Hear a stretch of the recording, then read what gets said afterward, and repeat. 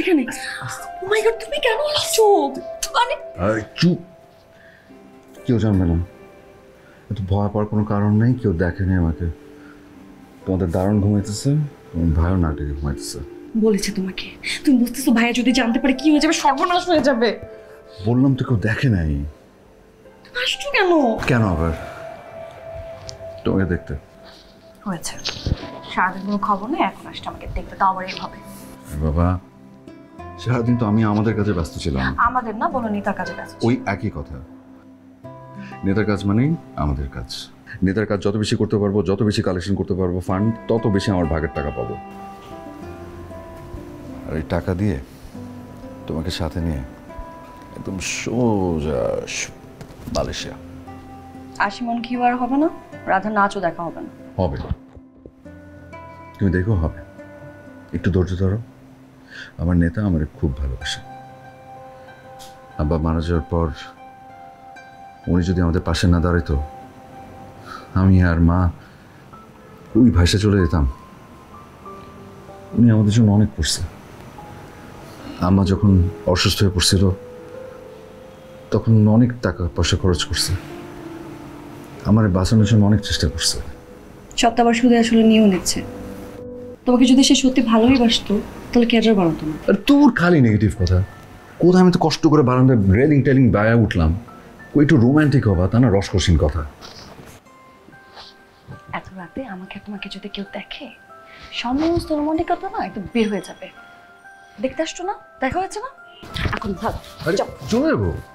হ্যাঁ চল। আচ্ছা ঠিক আছে, যেতেছি।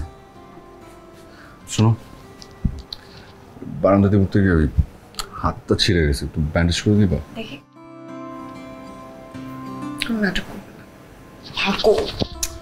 ওটা যে কি ব্যথা করতেছে, একটু জড়া ধরবা? বাসে গিয়ে এটা গ্যাস্ট্রিকের ওষুধ খেয়ে দিবা, যাও।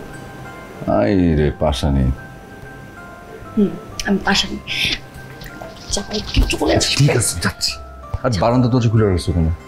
হুট করে যে কেউ ঢুকে পড়তে পারে না, দরজা আটকাও।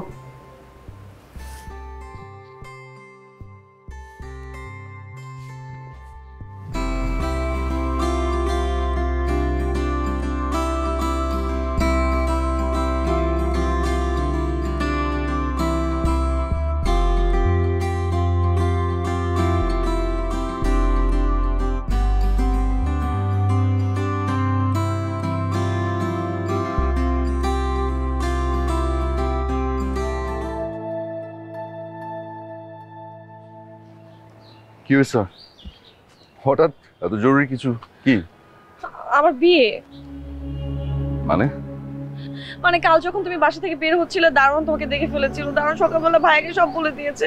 ভাইয়া তো এটা শোনার পর থেকে ভাইয়ের মাথা টাথা সব গরম হয়ে গেছে, অনেক রাগ করেছে ভাইয়া। আরে আমি বাসায় যখন ঢুকছি তখন তো বেটা ঘুমাইতেছিল, আর বেরোর সময় অবশ্য দেখি নাই, ভাবছি বাথরুমটা তুমি গেছে।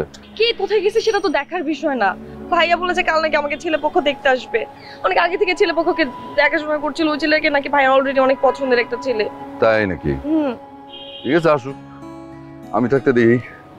তোমার কিভাবে দেখে যায় আমিও দেখবো। দেখি, আসো তো। তুমি যদি ভাইয়ের সামনে গিয়ে এগুলো করো, ভাইয়া তো তোমার প্রতি আরো রেগে যাবে। কি করবো? কি চাও তুমি? কি করবো? বসে থাকবো? দেখবো? কি?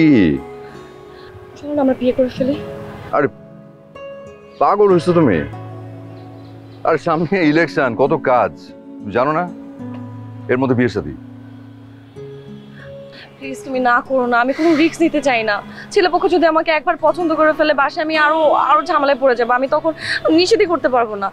আমরা চলো বিয়ে করি, বিয়ে করলে একটা না একটা সময় ভাইয়া ঠিক আমাদেরকে মেনে নেবে। প্লিজ। আচ্ছা ঠিক আছে, তুমি কালকে 10টার সময় বাসায় আসো, তারপর আমি দেখতেছি বিষয়টা। হয়েছে? খুশি?